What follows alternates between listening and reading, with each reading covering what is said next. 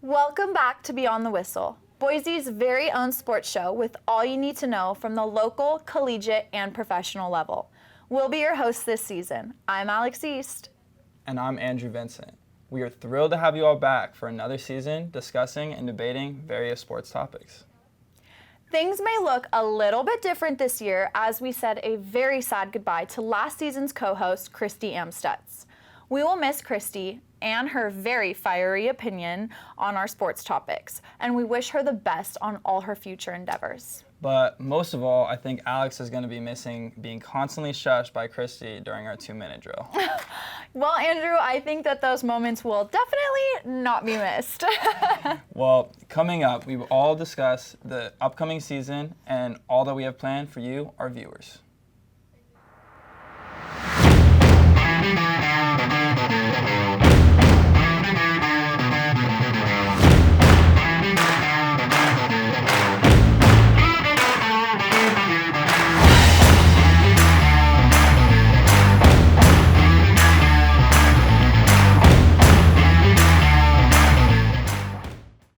This season on Beyond the Whistle, things will look a little bit different than last season. But different in the best way possible. We will be providing you with first-hand opinions from local athletes and sports fanatics to bring you new perspectives each episode. But don't worry, you will still get to hear Andrew and I's many controversial opinions throughout the season as well. And we will, of course, still be doing everyone's favorite segment, the 2-minute drill. And now, to start off the season, let's talk some football. Last week, we had our first full weekend of college football, and this weekend we start NFL. So let's get into it. Let's do it. All right. Well, we got to see last night, Thursday night football. And let me tell you, the Bills looked so good. Well, yeah, with it being the Super Bowl champions, the Rams coming back home, the Bills did not care. I mean, seriously, the hosts were talking about yesterday, I think Matthew Stafford's highlight was when he tackled that defender. Yeah, that was funny. That might have been his best highlight of the whole game. Well, I mean, he did hit Cooper Kupp, which is crazy. We'll get into that. Like, Cooper Kupp still had 13 catches for 120 yards. But yes, the Bills look like they are really ready to play this year. Josh Allen already looking like an MVP. Yeah. And then you have the addition of Von Miller with 2 sacks already against his old quarterback. They definitely have added to that defense. And not only has he's just brought a higher level for those defenders. I mean, Phillips last night played really good too. So he's definitely added a more demanding. And not only with his skill set of just how he is as an individual player, but one of those types of guys who's been around the league for a while, just won a championship, comes into a team, he's a veteran, he brings that leadership that younger guys who have the skill can look up to. Yeah, definitely. And, just become more of a powerhouse. Yeah. So let's get into some predictions. Yeah. We'll keep it short for you guys this week, but we are getting into some predictions for the NFL. Should we start? What should we start with? Maybe not. Let's not start with MVP. Let's start with Super Bowl winner. Sure. Super Bowl winner. Me, personally, I have the Tampa Bay Buccaneers. I think that, yes, even though Tom Brady retired, came back, I think that the NFC is really not as difficult to go through as the AFC with teams of the Chargers, the Broncos, the Chiefs, the Bills. That one division. Well, that's just one division on its own. But I think it will be the Bills Buccaneers. Okay. And I think Tom Brady in the Super Bowl, it's hard to go against that. So I have the Buccaneers winning the Super Bowl. I have the Bills. Really? I have said it before the season even started, once they got that addition of Von Miller. And then after yesterday's game with their defense, I mean, this game started out and I go, this is going to be a defensive game. Like, both defenses are playing really well. And then second half, the Bills just absolutely took over on offense and defense. They shut down Matthew Stafford, and I have them winning it all. Well, I can't hate too much on the pick because I have them winning the AFC. Yeah, you do. So yeah, I definitely have the Bills winning the Super Bowl. Okay, MVP. Okay. I was really torn between Josh Allen and Justin Herbert. I chose Justin Herbert. I think Justin Herbert, this is like sophomore year, kind of getting his feet under things, really showing people that, like, he is that guy. This is the year that, like, he's coming in and winning that thing. Like, I agree with you. You have Justin Herbert? Yeah. I think especially, well, Depending on how they do in the division, because that division is so difficult. Even when the Chargers haven't been a winning team, he always plays well. He never has a terrible game. He's one of the most consistent quarterbacks in the league, which I think is really good. And then they've added so many additions of great players. I think he has a really good chance of winning the MVP. And the MVP is really big on storyline too. So I feel like that there's just a nice story there. Khalil Mack coming to the defense, you know, that division. Whoever wins that division is going to have a really strong chance to like have an MVP case. Even whether it's Russell Wilson or Justin Herbert or Patrick Mahomes, like, and then there's always Aaron Rodgers, who's always in that fight for MVP. Not a third time in a row, I don't think. Dude, what do we think about maybe a non-quarterback? Like, I think if Derek Carr and Devontae Adams could line up pretty good connections throughout the season, I think Devontae Adams could have a pretty good chance. I'd say that's a hot take. Probably. If I were to go receiver, honestly, Cooper Kupp. If Cooper Kupp, like, let's say he outdoes, he's already starting the year off with 13 catches, 130 yards, and a touchdown. Like, if he does similar to what he did last year or even tops it, like, he could win MVP, which would be obviously far-fetched. Yeah. But it's, if we were going non-quarterback, that's probably would be my guess. And it's probably going to be a quarterback. But that leads into Offensive Player of the Year, which I have Cooper Kupp winning Offensive Player of the Year. I'm going to take Devontae Adams. Okay. Yeah. Okay. I think that story, speaking of storylines, we want to talk about that storyline. Him, Derek Carr played together in college. They already have a great connection. I think that they're going to play really, really well together. Yeah. Well, I don't disagree. I think that will be a team to watch out for. I just think it's tough. I think Derek Carr is a good quarterback, but I think he's the fourth best quarterback in that division. And then it's going to be hard. Like, if they don't make the playoffs, it's going to be hard to win awards. In which out of those three teams, or those four teams, I had the Raiders not making the playoffs. But sometimes I feel like when you are that standout player on a specific team that's the only one making big plays, it's easier to stand out for an award like Offensive Player of the Year. That's true. Yeah. Well, I don't hate that pick. Yeah. Okay, Defensive Player of the Year. I got Von Miller. I have to agree with you. I know it's kind of... We watched him on Thursday, so maybe that's kind of cheap. We get a little preview before all the other guys. But you know what? I'm a Denver Bronco through and through. We were fortunate enough to have him for how many seasons? I mean, he's a Bronco through and through. The fact that he's still being able to play at the level that he was able to play at 7 years ago is pretty remarkable. Yeah. He's like I'd say like the Tom Brady of like a defensive player. I'd say, yeah. He just got 2 sacks last night. Yep. Which is huge against the Rams' offensive line, which is also pretty impressive. Yes. So I think he has a really good shot. Yeah, I think it's just a really good situation for him in Buffalo. And I think that, again, storyline, him coming to a new team, just winning a Super Bowl. If that Buffalo defense just shoots up and they're like the best defense in the league, everyone's going to look at Von Miller as a big guy that came over. I just see Von Miller winning that award. So he's just such a leader too, and the amount that he's contributed to this team so far. They did not have, from what I saw last night, their defense didn't look like that last year. No. So yeah, that was like the one I think part that they were missing was like the D line, and I think that was like definitely solved that. Every one of the hosts last night, speaking of which, said, "Well, everyone's looking like a pass rusher tonight."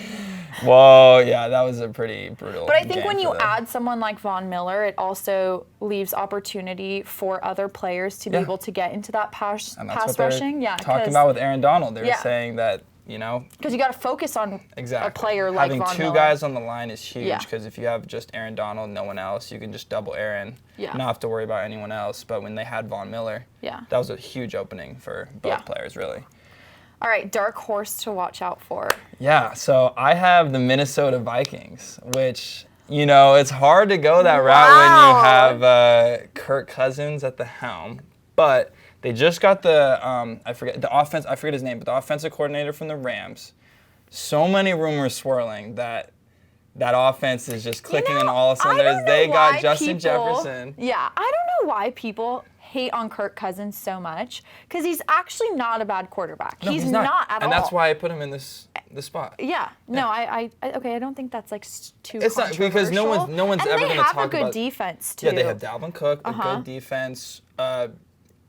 Justin Jefferson, who's coming into his own, he's really good. Yeah. And then Kirk Cousins, if he plays like just, I mean, because you've seen him, the reason he's Kirk Cousins is because he'll play super good and super bad. Like, there's no really in between. So I could see them getting into a wild card spot and making some noise in the playoffs. Okay. Yeah. I think I'm going to have to say, I think the Miami Dolphins. Okay. The addition of Tyreek Hill, obviously. Yes. Now, this is all depending on how Tua plays. Yeah, 100%. This is weird to say, but it's all on Tua. Yes, It really is. I Their know. offensive line has gotten some new additions. Their defensive line has gotten new additions. Yeah. They add an crazy impact player like Tyreek Hill. Mm-hmm. I think that they will for sure make the playoffs, Yeah. and I think that they could come in and make a serious impact on the league this year. Well- But again, all depending on how Tua plays. But Yes. from what I've been hearing, him and Tyreek have been having a really good connection together. Well, Tyreek's been talking a lot this offseason. Yeah, he has. He's had a lot to say, Yeah. especially about his old Yeah, his seriously, old quarterback's brother. oh, yeah, that was funny. But But I think if they can get like a really good connection and Tua can start playing like he did in college, Mm-hmm. I think that the Dolphins could actually come up. I actually really like that pick. I mean, Tua, that is true. It's all going to be on Tua Yeah. because they have everything. They got a second-year Jalen Waddle, Tyreek Hill, a pretty good tight end, Mike Gesicki. Again, good defense, pretty good culture overall, I would say. And Tua just needs to not, I would say, get hurt and just not be bad. Just live up to be I think he average. needs a little bit of confidence. He does. I think that's what he kind of lacks. Obviously, the injuries don't help with confidence when you're constantly getting Yeah. injured. But I think he has a really good chance to make like a name for himself again Yeah. this year. And I think with all the additions that they've gotten in the offseason, I mean, they barely even have any draft picks next year. Well, they because just lost one They've 'cause- done so much over Yeah. the offseason. Yeah. But I think they've done a lot of really good. I agree. things, so. I don't mind that pick. Yeah. Definitely So- not one of my most controversial picks. No. Okay. All right, so let's get into my absolute favorite, college football. Let's do it. All right, you can start it off. Let's talk about our very own Boise State Broncos. Yeah. So we'll start talking about our own team, which did not go so well for us last No. weekend. We played Oregon State, and honestly, when I tuned into the game, I thought it was going to be an easy win. I hadn't looked too much into our offseason, but they just they whooped us. Hank wasn't playing super well, and I was very surprised to see Taylor come in, but he showed some promise. And Yeah. In all honesty, I think that in that first half, our defense was excellent. But it's like, how much can they do when the offense isn't contributing to anything before Yeah. you start getting frustrated and being like, what's the point? I mean, you've been an athlete, I've been an athlete. I know when I'm out there working, my butt off and no one else on the team is contributing, it's extremely frustrating. For the defense to have turnovers, to make turnovers like they were doing, to make stops yeah.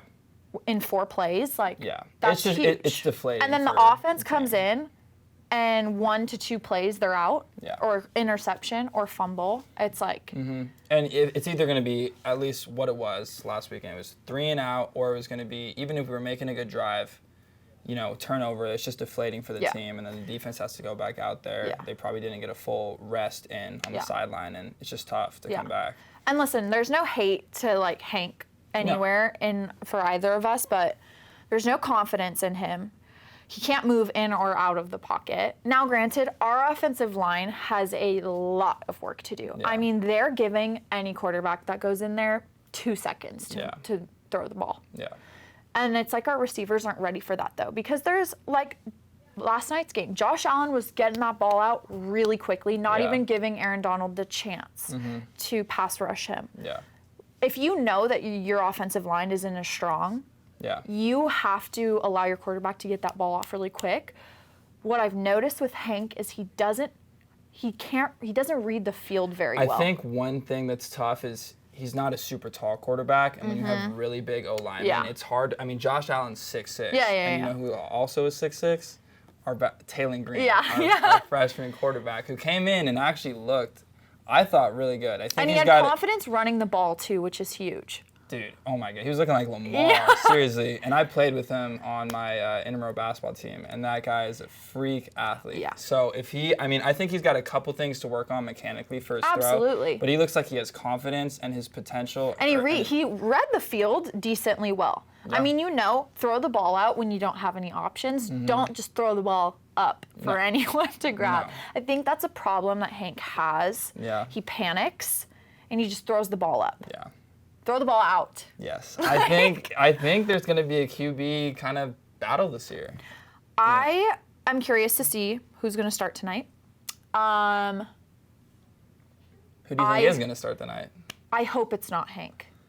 I also hope it's not Hank. I think the team has also lost a little bit of confidence in Hank, if I'm being honest. I don't disagree. I hate to sit here and kind of I know. go because he's he is a good quarterback, but I just think I would preferably have Talon at quarterback definitely right now. Especially when there's no options. He's confident running the ball, and that's huge. You have to be. And it's just something to look forward to. Even if we're struggling, Yeah. there's more At least potential. you can stay on the field a little bit longer. Yeah. Take some time off the clock. Give your team more of an opportunity rather than 3 and out. Your defense comes in, they make a play. Oh, next play, sorry, interception, fumble. That's just not going to hype up the team and give them any confidence to win a game. Well, I think, it's also just building reps for Talon of getting experience under his belt. Yeah. And I think that'd be huge. But I hope he plays tonight. I hope he starts. He's also really exciting to watch. So yeah, he is. He's definitely, like you said, Lamar, he is. Yeah. He does kind of have that. Well, he was a track factor. athlete in high school, so he has that track speed. But we play New Mexico tonight. I think, it's early. It's a Pac-12 team that we lost to. Yeah. I think that we're going to take that hit pretty seriously, and we're going to come back strong. I'm not too concerned with our overall team. I think the QB situation is definitely interesting to watch, see where that goes. Yeah. But our defense didn't look bad. Our defense, I know, did not good. look bad.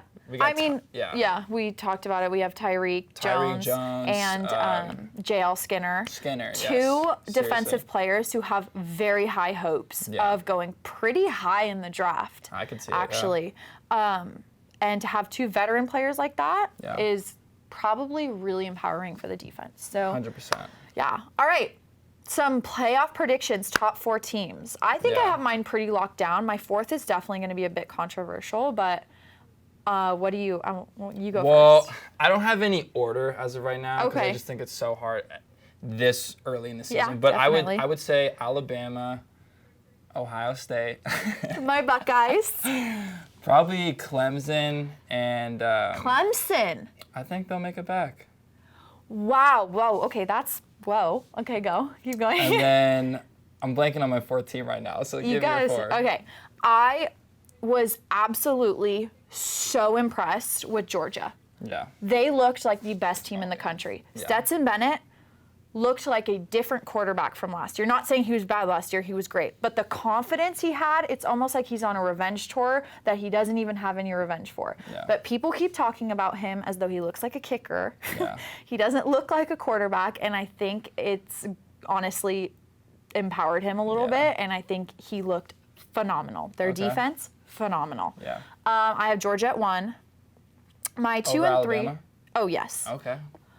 Alabama never plays out of conference teams. They never play a tough out of conference team. Never.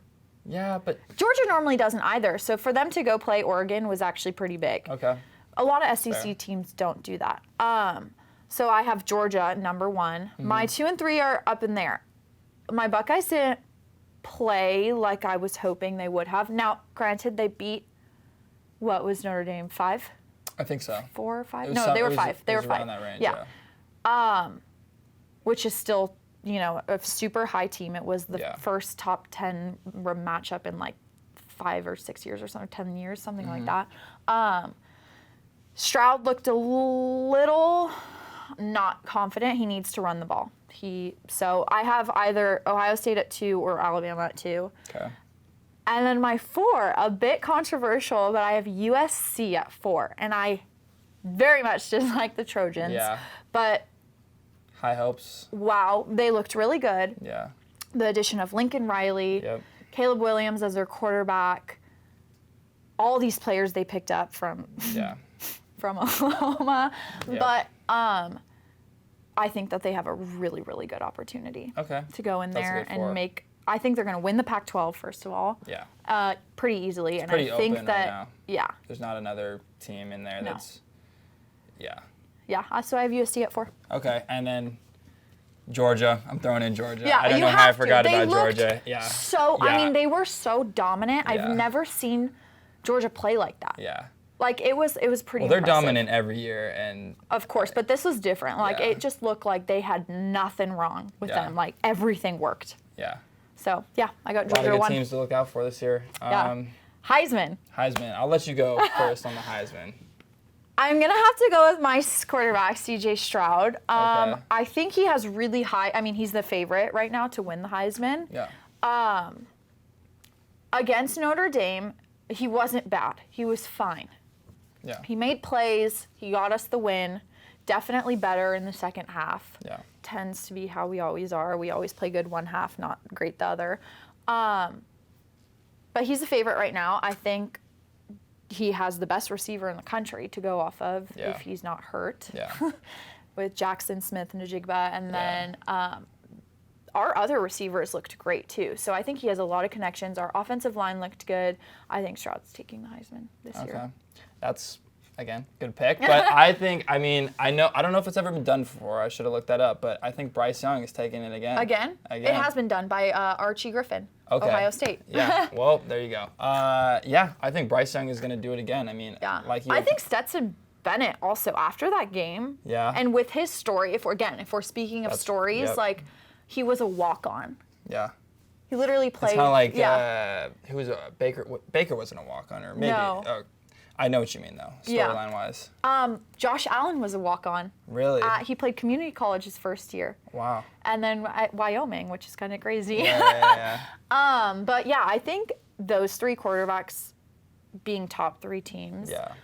have a really good chance. And I think, Yeah. who else did I see was in the running for it, non-quarterback? Well, there's always going to be a position player that kind of, I feel like, pops Yeah. out and just goes off. Yeah, that definitely. season. Normally a pass rusher. Normally a D end. So Yeah. curious to see. I think we do kind of have to get away from the quarterbacks a little bit. Yeah. Well, and it's actually much more doable to win the Heisman as a position player compared to like MVP in the NFL. Because, I mean, Devontae Smith won it the year before. Yeah. Bryce Young. And Yeah. So it's definitely doable. Yeah, hopefully. I'm kind Yeah. of over. I kind of want a position player to come in and win it this year. It's hard to pick, though. I mean, there's so many routes to go, you Yeah. know, when you're thinking of Heisman. But Yeah. Yeah. But there's always the favorites, and I feel like they keep Yeah. them pretty. Yeah. It's a little bit political, maybe. I would say probably. Yeah. They always want a big name. They do. Yes. They want a big name. And that 100%. was the controversy with Stetson Bennett. People were like, I don't understand how he's not in the running, especially after the game of Oregon. And it's because he doesn't have the look. He doesn't have that like look of the great quarterback. Yeah. Again, he looks like a kicker. But Yeah. like I don't understand. Yeah. So Well, it has to be a little bit. They were I even think, saying that on you know, college eventually football. though, if he just keeps on playing the way that he's playing, then they're gonna be forced to Yeah. recognize. Yeah, I agree. You know, what he's got to give. So Definitely. Yeah. But that will be all that we were talking about today. So we thank you so much for tuning in, and just be on the lookout for many more episodes this season. And of course, we would like to thank our producer, Joannie, for making this possible and the crew she puts together every week. This wouldn't be possible without their help. So we will see you next time on Beyond the Whistle, where we discuss more college and NFL football, start looking into our very own Boise State teams, and have our own first guest of the season.